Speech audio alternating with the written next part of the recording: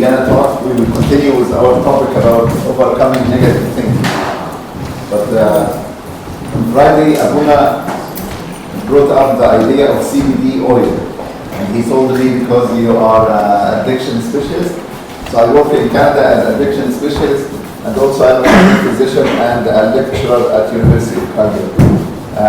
So Abuna told me if you can talk briefly about what is addiction and if CBD is addictive or not. And then Abuna told me, oh, this is a gateway drug. Like marijuana is a gateway drug. If you start with marijuana, you're gonna end up with heroin, cocaine, crystal meth, all this stuff. So before I talk about this topic, I want to make sure you know what does addiction mean. So can anyone tell me what does addiction mean? Like what is addiction? How do we know if someone has addiction or not? Because I would say 99% of people, they don't know what does addiction mean. I would say 90, including doctors. 99%. So I wanna know what do you know about addiction? Yes. A habit you can't control. Yeah, a habit you cannot control. This is one of the symptoms. That's right. What else? Yes. Not being able to function without it. Not be able to function without it. Okay. So to be able to go to work, if you are addicted to alcohol, you need to take a couple of drinks to be able to function. What else? Yeah. Wanting to do something over and over again and not even thinking about it. Yeah, you want to do it over and over again, and you don't even think about it, and you don't even see the complication of it. So I have some patients, they get peptic ulcer, like a stomach ulcer, because of alcohol. But they don't see the connection or the association between drinking and the ulcer. So they keep drinking, even it damages the liver, it causes dementia, it causes mouth cancer or esophageal cancer, and they still keep doing it. What else? Yes? Dependence? Yes. If you stop, dependence means like you start doing something or taking a substance, and then when you stop, you're gonna develop withdrawal symptoms. And the withdrawal symptoms could be physical or psychological. Like if physical means like if you are using opioid like heroin or prescription drugs and you stop, the physical symptoms could be like headache, diarrhea, muscle ache, you feel cold sometimes, you feel warm sometimes, and also the withdrawal symptoms could be psychological, especially with a stimulant like cocaine or crystal meth. When people stop these substances, they get anxious, they get depressed, they feel restless, they feel irritable. So there is dependence. Anything else? Tolerance.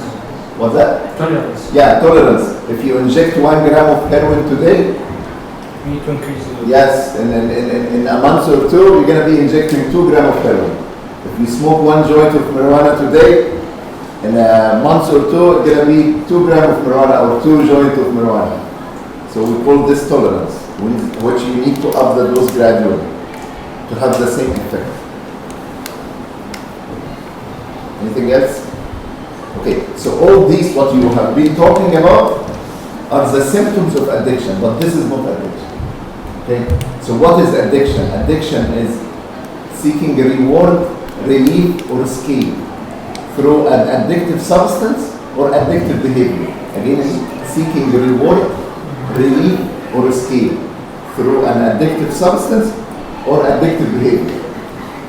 But people ask me why they are seeking a reward, relief, or escape. Because they have chronic feeling of dissatisfaction, chronic feeling of unhappiness. Again, these people are seeking reward, relief, or escape because they have this chronic feeling of dissatisfaction. Is it because of the drug? No. They are born like this. You know, I'm sure you have met some people who are unhappy most of the time or discontent most of the time. Okay, so there are some people are born with this chronic feeling of dissatisfaction, restlessness, unhappiness, like vague depression, like mild depression, then what? They are seeking reward, relief, or escape through a substance or addictive behavior. Like some people get addicted to sex, some people get addicted to gambling, some people get addicted to sports, some people get addicted to pornography, some people get addicted. So anything that makes them feel happy, they're gonna keep doing it. Okay, but why? Okay, so it is seeking reward, relief, or escape. And he told me because they have this feeling of vague unhappiness. But why they have this? Because they have low dopamine in their brain. Chemically, inside their brain, they have low dopamine. And why they have low dopamine? Okay, 60% of the problem is genetic. They are born like this.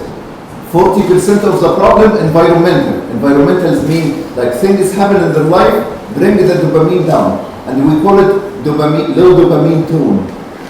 It could be because of lack of the receptor. There is something called in the brain called the receptor, lack of receptor of dopamine, or lack of the amount of dopamine, or the speed of the reuptake of dopamine. Anyway, I don't want to go into the biology of addiction, but I'm just telling you, again, it is seeking reward, relief, or escape. Why? Because they feel, I'm talking before even using anything. This is what I want you to know, before using anything. There are some people, they have this chronic unhappiness, chronic discontent. Even they will be among us sitting, they are not comfortable. And sometimes they start to manifest psychological problem, ADHD and hyperactivity, and sometimes they see the doctor, oh, I have an anxiety, and if they have an exam, they worry too much, and they have a problem with controlling their feeling. These are the people who have the disease, the addiction disease. So it is a disease, it is not, so addiction is not caused by drugs. Again, addiction is not, I'm fine, completely fine. Then I use cocaine, and now I'm an addict. Okay, so because this attitude toward addiction is not helping anyone. Addiction is a disease. 60% of our problem, you are born like this. Of course, there is environmental factor like physical abuse. If a child have a rough upbringing, okay, was experienced physical abuse, sexual abuse, verbal abuse, neglect, all these bring your dopamine down. When your dopamine is down, you're going to feel chronically unhappy. Then you're going to scan the environment. Okay, I'm unhappy, I want to be happy. Okay, then someone give you marijuana. Oh, wow, I feel good. Now I'm good. Why? Because marijuana will bring this dopamine up a little bit. Or someone give you cocaine. Okay, yeah, use the cocaine. Oh, wow. Now I feel normal. See, now I feel normal. Because he was down anyway. Then I brought him up, okay, to feel okay. The problem with this addictive substance, it doesn't bring you up to the normal level. Sometimes at the beginning, it brings you high, more than normal, okay? But with chronic use, you will barely be normal. Anyway, so even there is addiction to service, okay? So addiction to sports.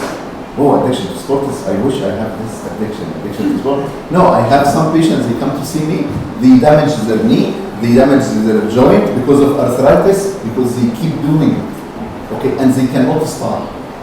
There are some people addicted to service. What does it mean, service? Like addicted to, we call it compulsive helping. You know, they come to the church, okay, they want to help. They keep doing it. And then they serve in the youth meeting, then they serve in Sunday school, then they are a deacon in the service, and they are this and that and this, and they keep doing it. And why they keep doing it compulsively like this? Because it makes them happy. Is it good?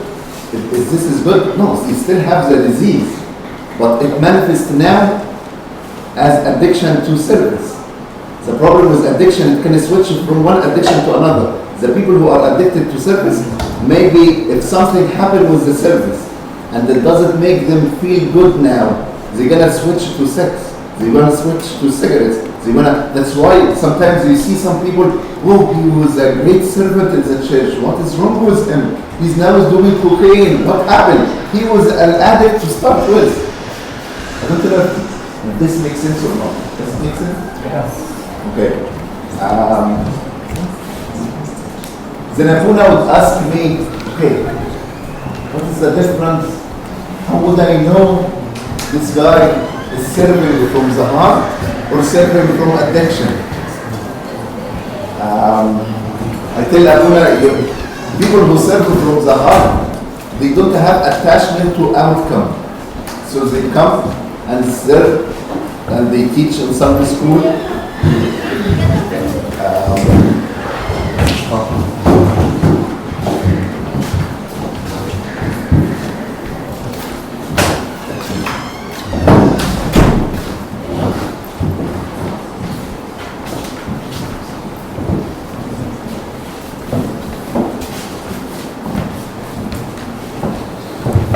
People have addiction, okay, to the which we call it compulsive helping.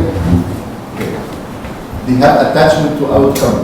Okay. Like Abuna expected when you come to serve in the church, if what you are doing brings a positive result, you are happy. We are all happy. If it brings up a negative result, it's fine too. We are serving God. You are not serving yourself. But if you are serving, okay, and helping others to feel good about yourself, this is addiction. Of course, there is mild, moderate, and severe addiction. Okay, the problem. Do you think how much is the percentage of people who's suffering from addiction? Do you think? Based on my definition of addiction, do you think how much is the prevalence, or how many people are struggling with addiction? 80%. Yeah. 40, 100. Because all people seeking for happiness, so we will find a way to happiness. Yes, you like this one? Everyone is seeking happiness, yes.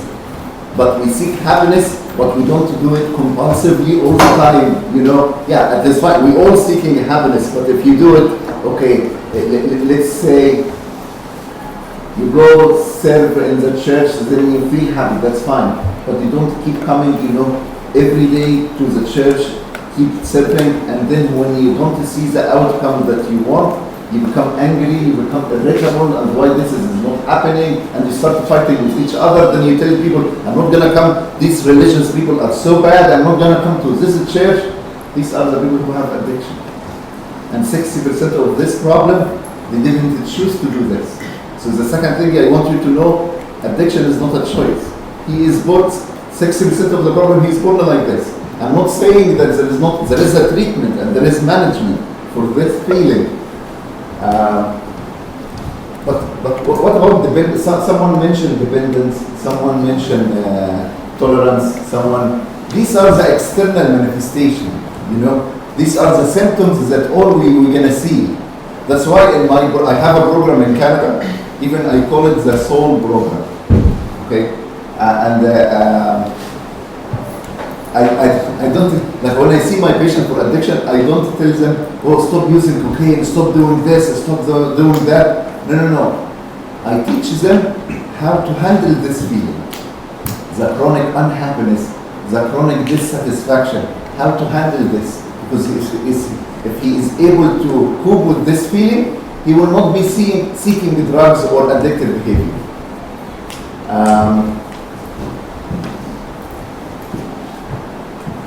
So the manifestation of addiction is A, B, C, D, E. And the A, B, C, D, the A stands for abstain. So again, the people who have chronic unhappiness, when they start doing something and they like it, they keep doing it. Okay? And the A, they cannot abstain. This means they cannot stop. Why they cannot stop? Because they're going to be facing the chronic unhappiness, the chronic dissatisfaction, plus the withdrawal symptoms that you will be talking about. B stands for behavioral control. They can't control their behavior. Okay? They keep doing it. Abuna tells them, don't watch pornography. Okay? Even I have some fathers in different churches, they tell me, there's something wrong. There are some young people, I tell them, don't watch pornography, this is bad for you. And they listen. Other people tell them, don't watch pornography, it is bad, and they don't listen, they keep doing it. I feel like, what's the difference? You tell me now, what is the difference? Why Abuna sometimes tell people, okay, stop watching pornography, it is not good for you. It is a sinful behavior and addictive behavior. Some people can stop easily, some people cannot stop easily. Why do you think? Genetics. Because what? Genetics? Yeah, because they have what these people can't stop easily because they have what disease they have. They have the addiction disease. Okay, it is hard because they have this feeling of unhappiness. So once they find something they like, they keep doing it all the time. So we find behavioral impairment and behavioral control. When they find that a certain behavior that makes them happy, they cannot stop. The A, abstain, B, behavioral control, C, craving. Craving mean, what craving mean? Craving. Addiction. What does it mean? Yeah, I want more, and they have also stronger desire to do that thing, and they keep thinking about it. If you have a cocaine addiction, you're gonna be, 24 hours, you're gonna be thinking about it. If you have a porn addiction, you're gonna be thinking about it all the time. When is the right time? I go back home and start watching pornography. Okay. D is diminished recognition of problem. Okay, even addiction is causing them physical and psychological problem. They cannot see this. They can't tell. I have some patients that tell them cocaine is destroying your social life, is destroying your physical body, is destroying your connection with God. They're still keeping it because they can't see. The problem when you keep doing things, when you keep doing something and it makes you feel happy, it affects your memory, it affects your motivation, it affects even the frontal cortex, so you can't even think clearly, and your reasoning. Sometimes you can, like I had last week, I had a patient, his wife is filing a divorce because of his addiction. I have a patient, he is an addict, and the wife is filing a divorce. She decided, I can't stand this anymore. This is the wife. Then I sit with the patient and tell him, you see what is your addiction is causing? Where is the problems now? Like you lost your job, you lost your house, you lost your car, and now you're losing your marriage. Telling me this is not related to my addiction at all. Don't you know even how you are a doctor and you know me and you know her, and this is not totally, it's not related. Why is he lying? No, he's not lying.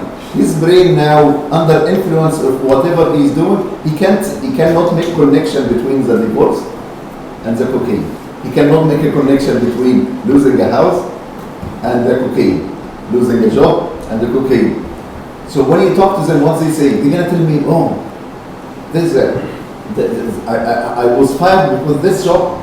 Okay, my boss was rude and he was a control freak. But what about your wife? Oh, my wife is so bad. Okay, there is no emotional connection anyway. What about the kids? Oh, the kids, I don't know about the kids. I never, they're gonna give you excuses, endless excuses about so many things that is not. But he will never talk about cocaine. Is he lying? No. That's why you see there is epidemic addiction. There is addiction crisis now, and they can't solve the problem. Why they can't solve the problem? Because what I'm telling you about. You sit with them, you talk to them, and you feel like you are talking to someone that you feel something is here is missing. Because addiction affects memory, motivation, and reasoning, and the frontal cortex. Anyway, the E, I told you A, B, C, D, E. This is the most important part with addiction.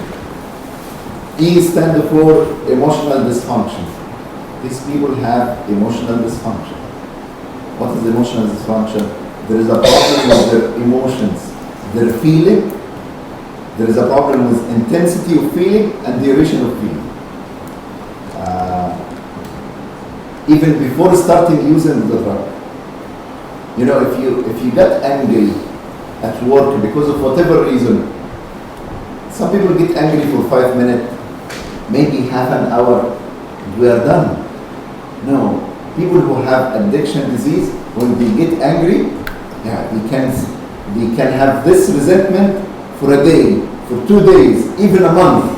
And they keep thinking about the situation. Oh, how did he tell me this? And why this happened? And what's going to happen in the future? And why didn't learn from the past? And keep thinking about it, keep thinking about it. Even the intensity of their anger will be different from other people. So I just want to make sure that you know now that addiction is not caused by drugs. That drugs is the end stage of the addiction. Addiction starts with chronic feeling of unhappiness, and the patient will start trying to find something to make themselves happy. And we call this addictive personality. To summarize some people are born with this addictive personality.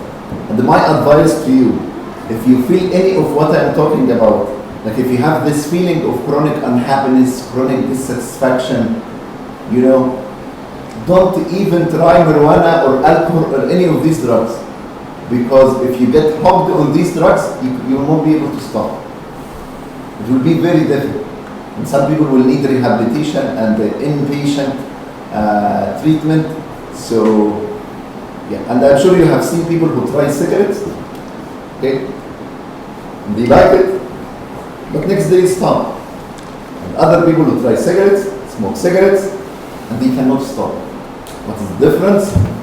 Some people have the addiction disease inside, so when they like something, they can't stop, because A, B, C, D, E, the criteria will apply to them. And some people don't have this addiction disease. So when they try something, it feels them so good, but they see that this causing a physical problem or medical complication, I'm not going to do it. How much is the percentage of people that are born with this addictive traits? 60%. 60%. 20% is a severe form. 20% moderate form of addiction. 20% is mild form. So, Yes. if people have this trait or genetic, Yes.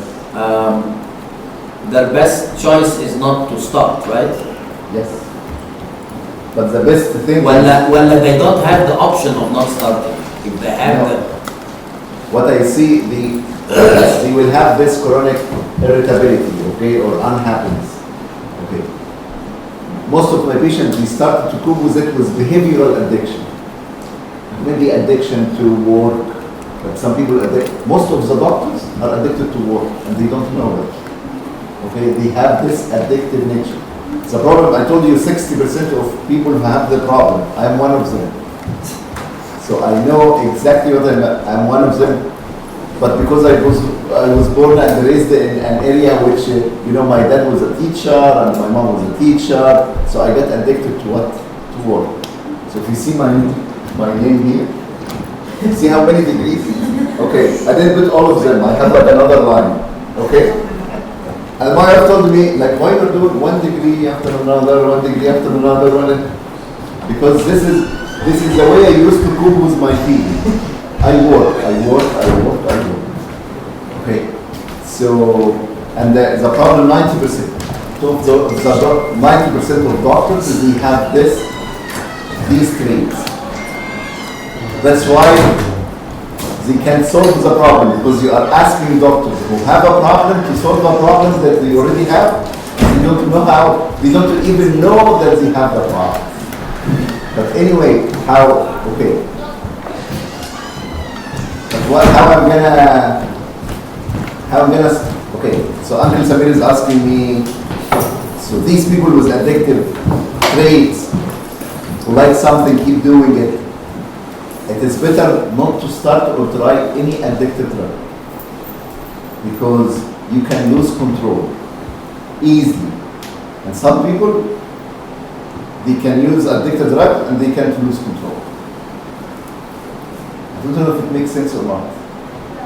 Yes. So ask me question, ask me questions. Okay, can I answer this question first? So basically, I think from what you're saying, but it wasn't said explicitly, the best thing to do is to seek help.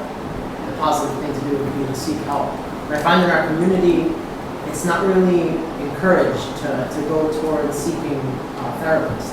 It's more like, you go to a Buna, but a Buna might have social work experience or experience with psychology or addiction issues. So then it's not encouraged and there's no outlet with your worldview. So then, since those two are present, you have to search for someone. And I've even noticed that because there's no rest here in the church, people end up going to like a therapist outside, and then they end up finding rest outside, and then they leave. But if it would be encouraged, because I know some of us younger people are studying psych, and some people are working on their Psych D, it would be great if it started to be encouraged. That's the thing. But if it were to continue to be done so. Yeah, if you have, of course, if you have this addictive traits and it is out, especially if it is in the severe form, again, there is mild, there is moderate, and there is severe. Okay, especially if you are between the moderate and severe, okay, you need to find a therapist and to talk to. And I prefer if you can find a Christian therapist, because as I told you last time, you remember when we treat mental health or addiction, we need to work on biological, psychological, social, and spiritual. So if you have a Christian therapist, as you mentioned, you will be able to cover this part, the spiritual, because this feeling chronic unhappiness, okay? And some people in the song or movies, they tell you, I was born with a void in my heart. I'm sure you hear this term, void in my heart, okay? To fill the void in the heart, which is chemically, we call it low dopamine tone, okay? To bring the dopamine up a little bit, some of the techniques is spirituality, to connect with a higher power, okay? This will bring you up a little bit, because you're gonna experience the fruits of the Spirit. What are the fruits of the Spirit? First one is what? Love is the second one. What's what? Joy. Yeah, joy. And I told you, people who are born with addiction, they lack what? Joy. Because of chemically, they lack what? Dopamine. I want to bring it up easy, connect with this. You're going to feel it. Okay? And then some people ask me, no, but I come to the church, I don't feel this up. The dopamine goes down.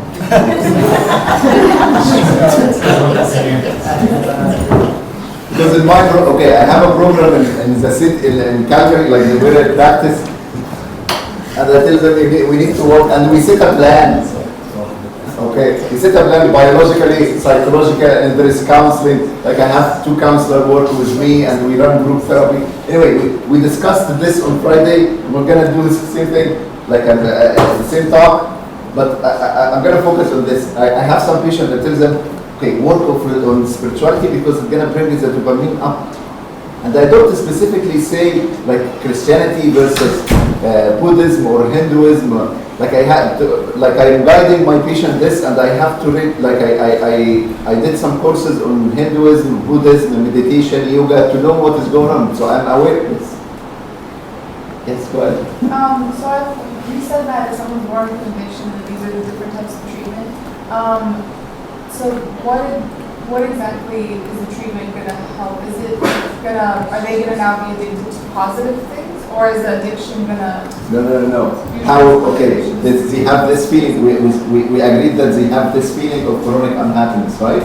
Okay. When we work on all these aspects, so this is not a different types of treatment. Any good treatment program for addiction should include this. Why? I asked them to exercise. Why the exercise? Because it brings endorphins. There is something similar to dopamine called endorphins. It relieves the unhappiness a little bit.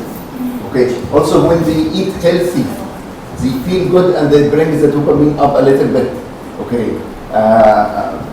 Sleep hygiene is important. So I'm trying to help them with some techniques and tips on how to manage their feeling of unhappiness. But again, I told you, I guide people spiritually and tell them, okay, go to church or do this or connect with a higher power or find a higher power. And some of them, they tell me, oh, but I go to church, I feel worse. Okay? And therefore, based on your theory, okay, you're telling me, oh, the spirituality brings the dopamine up. But based on your theory, okay, I go to church, the dopamine goes down. Then I kept, yeah, and this happens, okay? Then I was thinking, okay, and through religions, the same people complain the same thing. I go to temple, Buddhist temple, okay, I feel worse. I go to this, I feel worse. And it took me a year to identify what are the criteria for spirituality. Because I'm a psychiatrist, I'm an addiction specialist. My rule is to make people feel good. If the church makes them feel good, I put it in the treatment plan. If the church makes them feel bad, I don't put it in the treatment plan. I cannot, as a doctor, my rule is to make them feel good. Okay, so I find that there are 6 principles, spiritual principles, that make people feel good. And I'm going to tell you these principles. And all of them are Christian principles.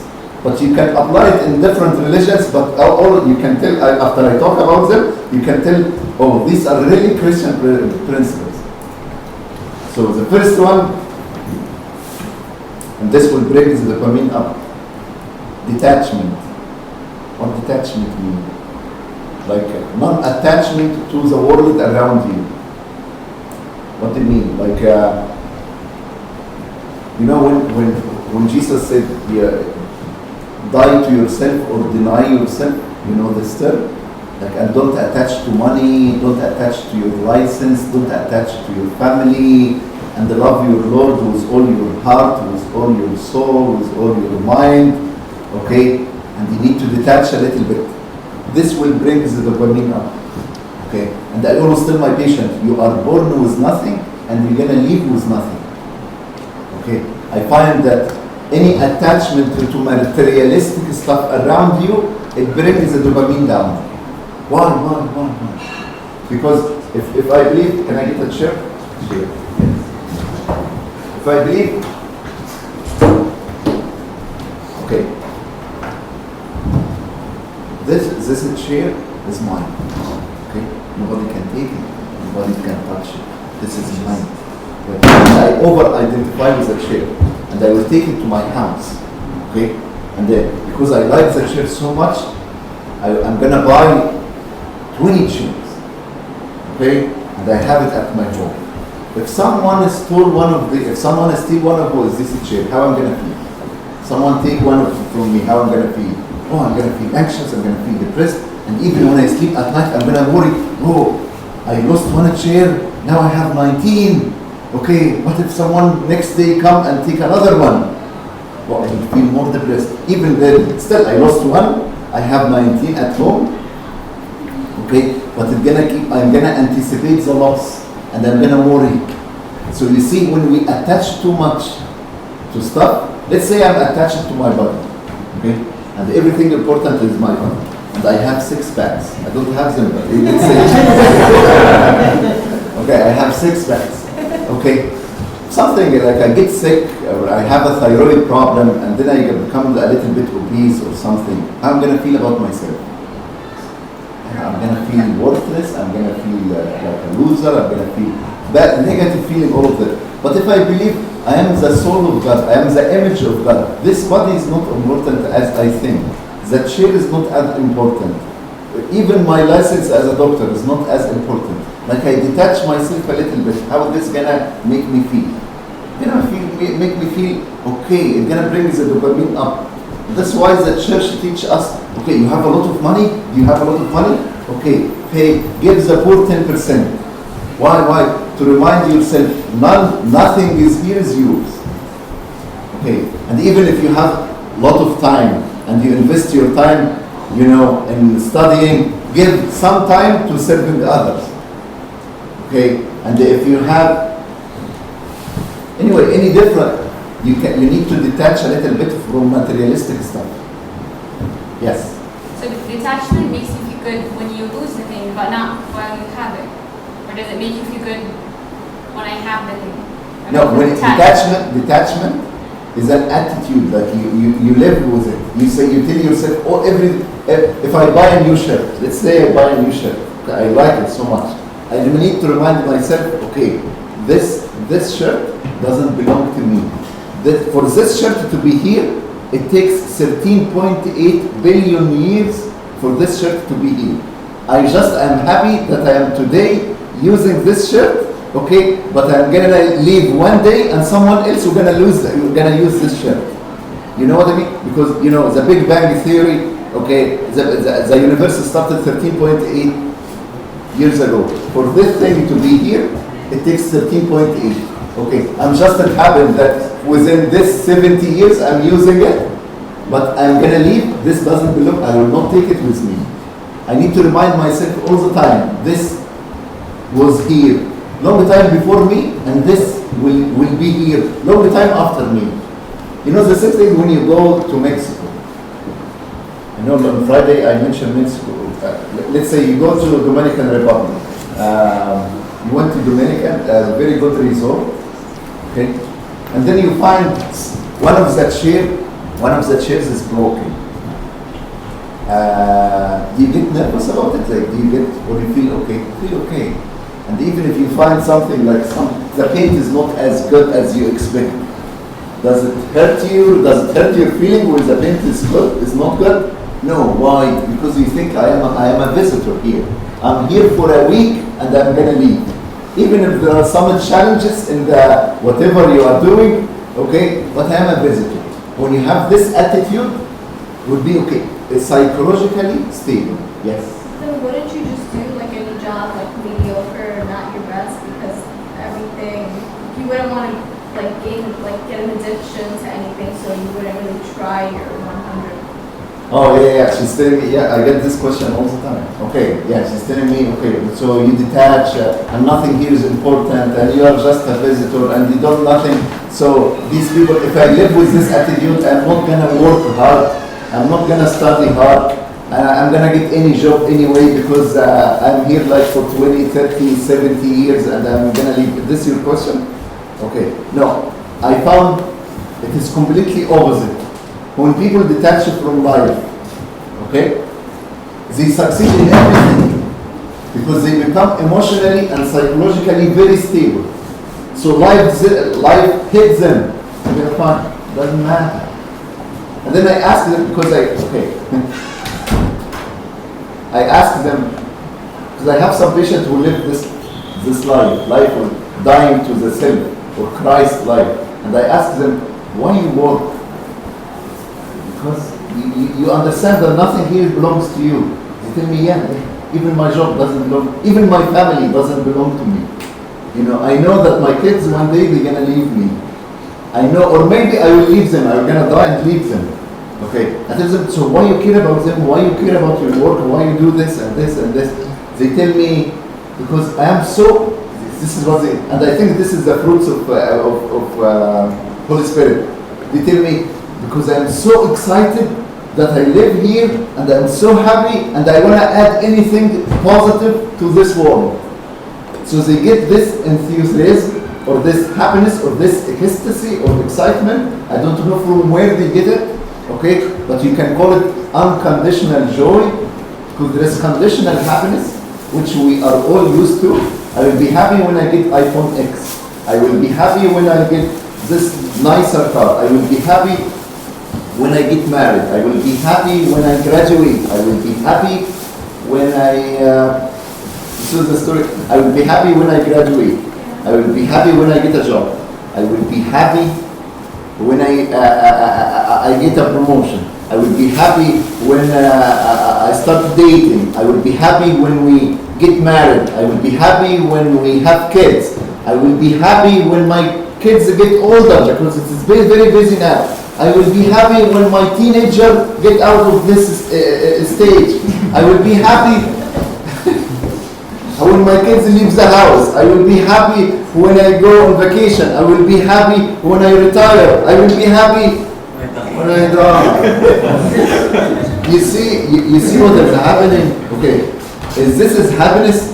No, it sounds like you think that I will be happy in the next stage. I will be happy in the next level. I will be, but you are not happy. It's all because you keep, it's called mirage. The mirage keep moving and you're moving, you think that this is happiness. But I find people who started to see the reality, who started to see, no, I will not. I am not the vacation. I am not the kids. I am not the career. I am not the job. Oh, but what you are? I am the image of God. I am the soul. I don't know.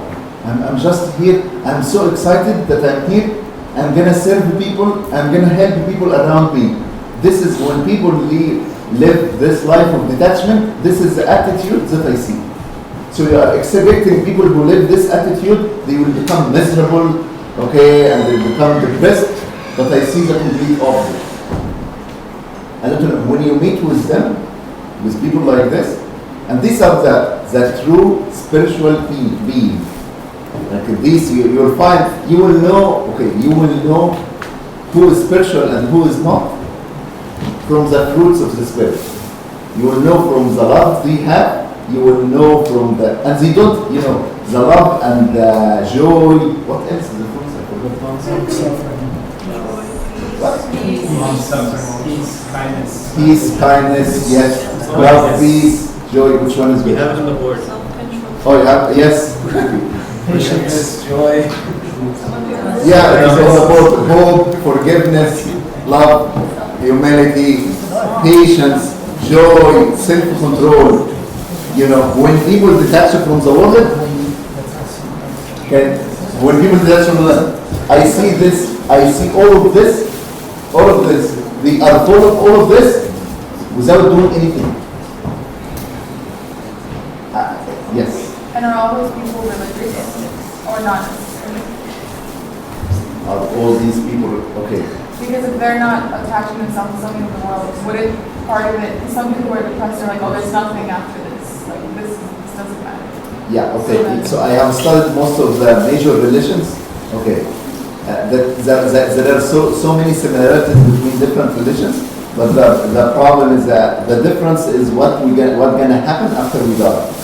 Okay, some religion believe in reincarnation. I don't know if you read about Hinduism or Buddhism, like you're gonna come again. And some, as a Christian, we believe that there is a kingdom of heaven and we will be with Jesus Christ. But what I can tell you from my experience, okay, when people live Jesus' life, okay, they feel much better. I'm not talking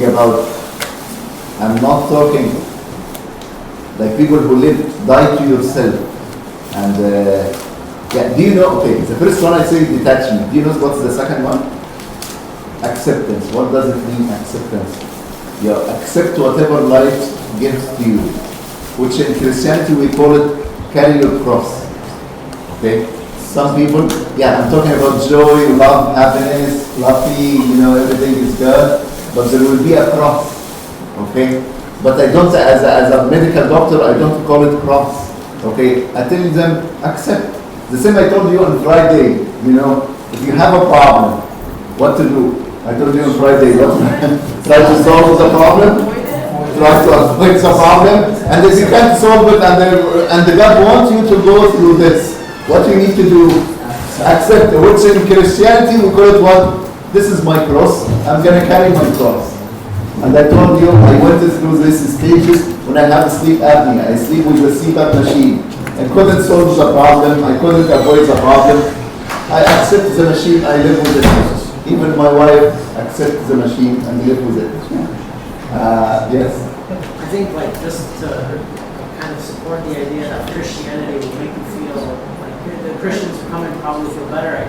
I also studied philosophy and religion for my undergrad. One of the things about Hinduism, the mentality of it, and I was thinking of segueing into psychology after, is that they believe their life now, that they have no memory of their previous life, is all a result of their previous life's decisions. Yeah. So if they have some sort of stubbornness or anger or jealousy, they just believe that it's something that they were born with for their karma. This is in their being. Yes. So when someone approaches with the idea of this is me, I am a stubborn man, I am an angry man, it's much more hard to detach from that than if would be to think I have gained these characteristics over my life now. Yeah, okay. Again, every religion will use different wording to describe the same thing. Yeah. You know what these? Yeah, it is different. Okay, I'll tell you something. Because as a doctor, when I help people spiritually, I don't look for the differences. I try, because this will make them very defensive. I look to the similarities. And then I'm telling you, 100% of the patient, 100% of my patients, they are atheists. They don't believe in a God, they don't believe in... And when I ask them, I have a questionnaire, like they answer certain questions. Tell me about your religious background. Tell me about the spiritual practices that you do. Like open questions in the assessment form. Then 100% they don't like religion. And then when I ask them, why you don't like religion? They tell me, you see, because of the fighting over the difference. This is what I got at the early stages of my program. So I decided, okay, I'm not going to talk about differences. I'm going to try. And then I said, when they ask me now, doctor, if I want to, you told me spirituality is part of the treatment. What should I do? What should I do? Okay. I can't tell them, oh, you need to be Muslim because Christianity is bad, Islam is good. Yeah, I can't, ethically, and I'm not supposed, it is not just because I follow the college regulation, it is because, how come I use my authority as a doctor and then to tell them, okay, no, Christianity is the only religion, You're going to argue. But they ask me, okay, but how am I going to live a spiritual life? Okay, then I tell them, let's live that. And there are some people I tell them, let's fast. Tell me why I fast. I tell them because we learn to detach. I need to give you practical stuff to do. So let's detach, let's fast a little bit. Okay, maybe once a week.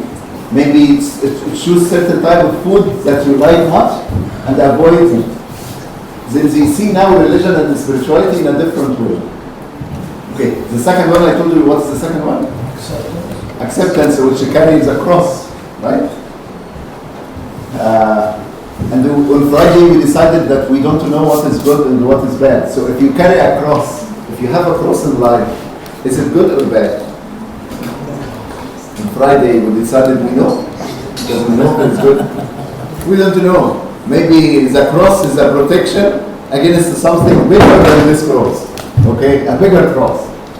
The third one is non-judgment. We know about this, right? Because you don't judge others. Because I see the problem when you judge others, it ends up you judging yourself.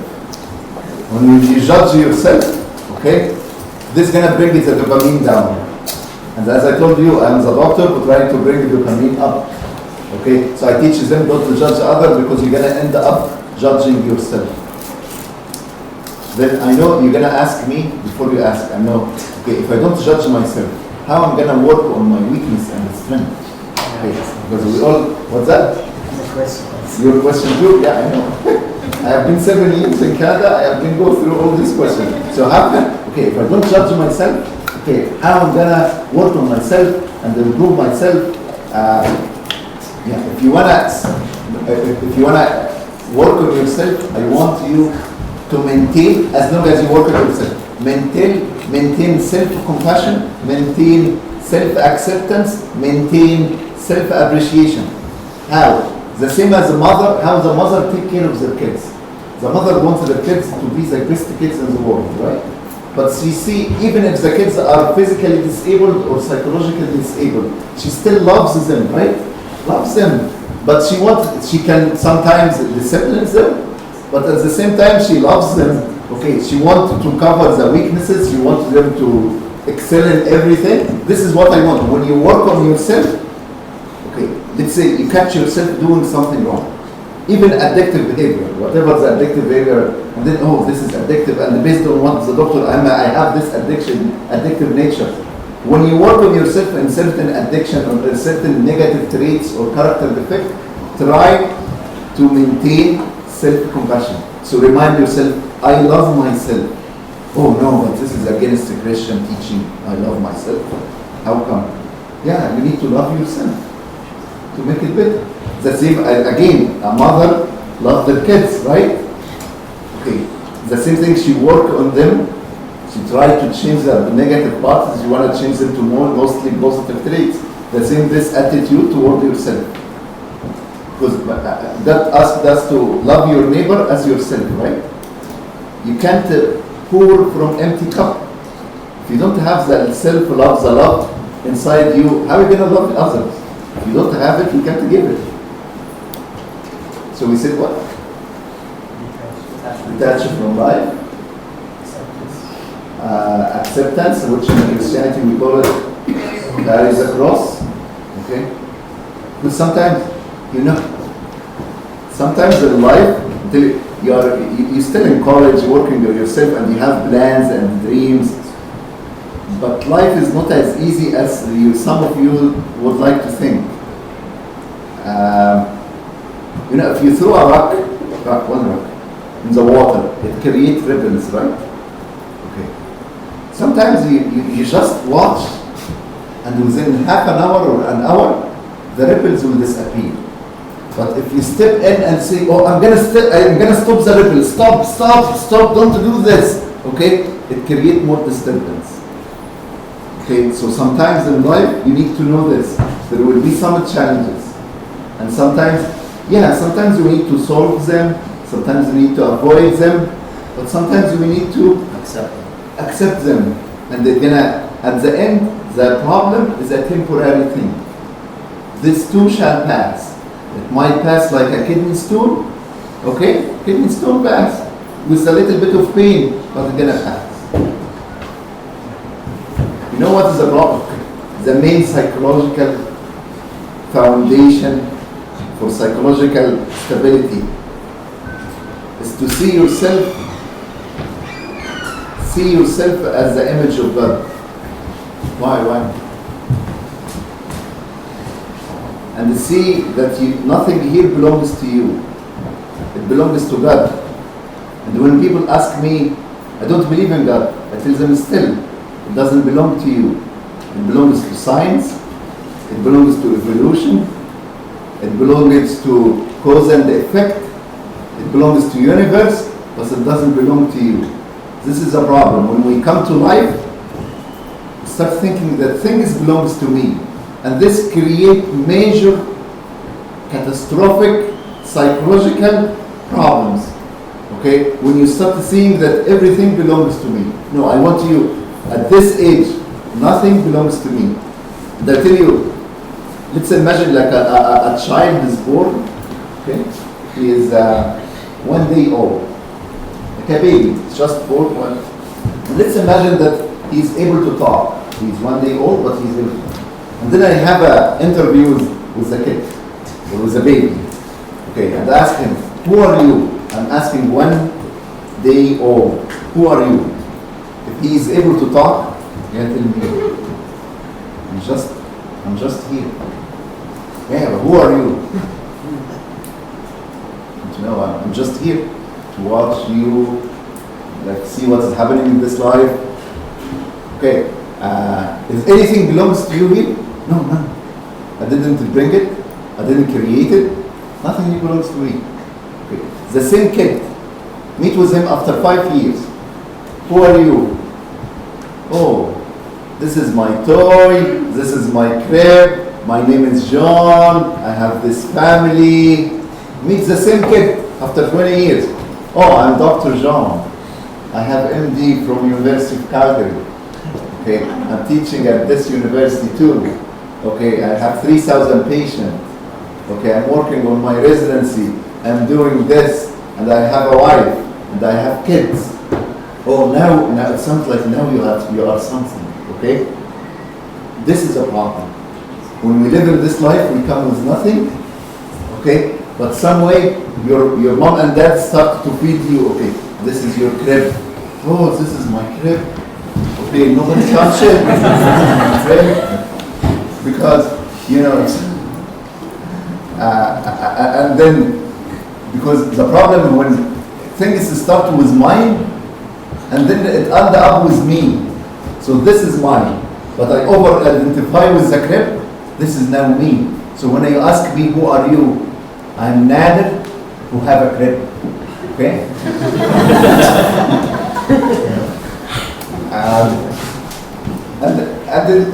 Yeah, it continues like this with everything in life. But Jesus told you, if you want to come with me, it's not easy. Leave the crib, okay? You can't bring the crib with you. Or just the crib? No, even your family doesn't belong to you. So even the license, I'm MD, or I'm engineer, or no, it doesn't belong to you.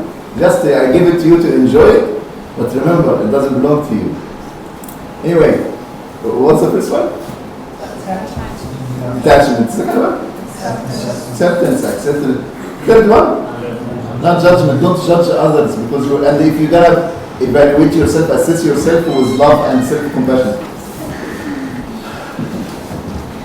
What is the fourth one? Is gratitude. Gratitude, life of gratitude. Be thankful for everything that you have. Remind yourself, okay, the empty cup, the empty half of the cup, or the full half of the cup. So be thankful. Every day you need to remind yourself, I'm thankful that I can see, that I can walk, that I can talk. Yeah, why we do this? And even in the Christian principle, you need to thank God every day. Because I have noticed from my practice over the last years, okay, that people who have this attitude of thanking God or just be grateful, this sense, it brings dopamine up. I don't want you to look at Christian principle as it is a punishment, or you are serving this God, and if you don't do this, God will be angry and will punish you. I don't want to know. Everything like control your desire. Why most of the Christian believers control this and don't do this and don't do this and don't do this? Yeah. These are principles to help you to do the first one. Which one? Yeah, detach. Because why you don't? If you don't detach, let's say you like the money and you make money and you love the money and you have more money. Okay, no, you're gonna be suffering all your life. Why? Because you're gonna sleep every night. Okay, thinking, oh, what if this project failed? What if they take this from me? What if this happens? What if that? So what about the different? When you live this life of detached, and then the Christianity give you the principles to live this life. Detachment, acceptance, non-judgment, gratitude. Another thing is hope and faith. Like you need to live with this attitude. Things will get better. I want you to have, and this is part of Christianity, we trust God, but I work with people who don't have a God. So at least I tell them, you need to trust the process. There will be some challenges, that's fine. There will be good things. Some things in life will look good, some things in life will look bad. At the end, we don't know if it is good or bad, but trust the process, and if they have a God, have hope and faith in God. That He's gonna give you what you need, not what you want. We all know this, right? Yeah, I have noticed in my practice, detachment, acceptance, non-judgment, gratitude, hope and faith. Because I know when you talk to people, I'm sure if you have a discussion with one of your colleagues about God, they look at you as you are ignorant. These religious people are hypocrites. They don't believe in science. And no, if you want to psychologically stable, you need to have a hope and a faith, and you trust. Okay, you trust a higher power or a God. And if they don't, I have some patients, they are very resistant, defensive. No, I don't trust. I tell them at least to trust the universe. Okay? And I tell them the universe is expanding, right? The universe is expanding. Like it started with this point, and then now you have maybe hundreds of billions of galaxies everywhere. So as the universe is getting better, you are part of this universe. You are the process. The process that started this wants you to get better. So at the end, everything will be okay. Even if you die, you tell me, oh, you're gonna die. Yeah, you're gonna die. I'm gonna die too. What's the problem? Okay. The last one is helping the others. I told you on Friday, It is not the love we give that change us. Sorry, it is not the love that others give to us that change us. It is the love we give to others. Again, the more you help others, okay, you more that you're gonna feel better. You're gonna be more psychologically stable. Any questions? I didn't talk about even the power. but They kind of start with hope and faith to begin with. So when they walk in the office, because they probably have to believe that the treatment is going to work. That's yes. You know, when I started my program, I was thinking, okay, I put these attachment, acceptance, and I put, we need to work on this. But now I don't do this. You know what I do? It is part, like I do cognitive behavioral therapy, I do dialectical behavioral therapy, we do solution-focused therapy, and I include a spiritual component, okay, to any therapy that I'm doing. So when I see the right time to talk about detachment, I talk about detachment. When it is the right time to talk about non-judgment, I talk about non-judgment. So yeah, it's not, no, it is not like an order. It's not a Bible. Yeah, and it is not a Bible, and it is not, and I want you, if you wanna, you know, or if you wanna preach the gospel, don't have a plan, okay, we're gonna preach them this, and then, no. Live this, live that, whatever you wanna teach, live it first. Get the experiential knowledge, not intellectual knowledge about it. Get it as experience first. Live it, you're gonna preach the gospel everywhere, in every situation. Because people like preaching within a situation. It's not like a lecture like this, and we're preaching, it doesn't help this way. But if you have a friend, okay, in my case I have a patient, okay, I'm gonna help them spiritually. If I said, you know, we need to do this and this and this and this, you know what is happening now in my practice? I have most of my patients now who have been with me like 2 years, they come telling me, can you talk to me? They come tell me about spirituality. Tell me what you are talking about again. No, I tell them, let's go, you know, your medication, we need to change your medication first. I need it. No. And I need to learn about this. And this is what, you know, people, on Friday I told people why there is mental health problems a lot, addiction a lot, because social disconnection, also spiritual disconnection. So once they feel that you're going to give them something that they are missing, they're going to keep coming and asking for it. When you tell them do this, do that. Yes, done? Any other questions? Okay, thank you guys for inviting me.